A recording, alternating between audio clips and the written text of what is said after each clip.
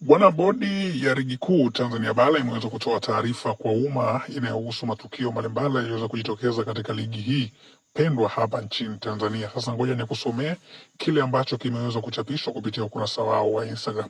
Taarifa kwa vyombo vya habari. Kamati ya uendeshaji na usimamizi wa ligi ya bodi ya ligi kuu Tanzania bara TPLB katika kikao chake cha Juni tarehe 8 mwaka 2026 ilipitia mwenendo wa matukio mbalimbali ya ligi na kufanya maamuzi yafuatayo. Ligi kuu ya NBC, mechi namba 189 TRA United dhidi ya Mtibwa Sugar.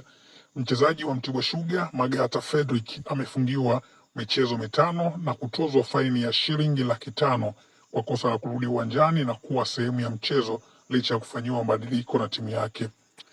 Magata alifanya tukio hilo sekunde chache baada ya kufanyiwa mabadiliko, na alipoona timu yake ikishambuliwa alirudi uwanjani, hivyo kufanya wachezaji wa timu ya Mtibwa Sugar kuwa 12. Baada ya shambulio hilo, Magata alitoka nje huku akijificha nyuma ya wachezaji wa timu yake ili asionekane na waamuzi. Kosa hili ni kinyume na kanuni ya 17 kifungu cha 30 kuhusu taratibu za michezo.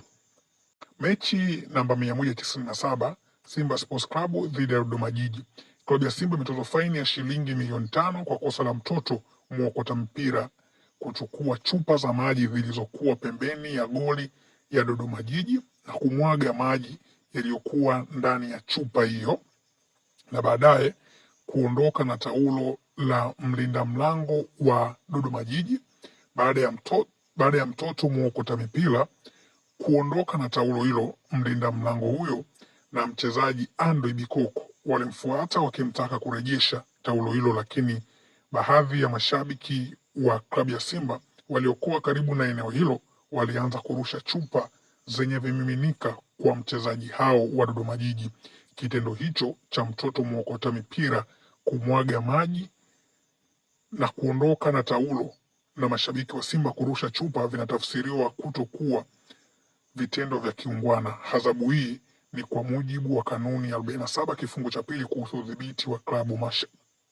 Lakini pia mshabiki wa klabu ya Simba Omari maarufu kwa jina la Bomba amefungiwa kuingia uwanjani kwa kipindi cha miezi 12 kwa kosa la kufanya fujo kwenye vyumba vya kubadilishia nguo vya timu ya Dodoma Jiji, akimtuhumu kiongozi wa Dodoma Jiji aliyekuwa ndani ya chumba hicho na imani za kishirikina.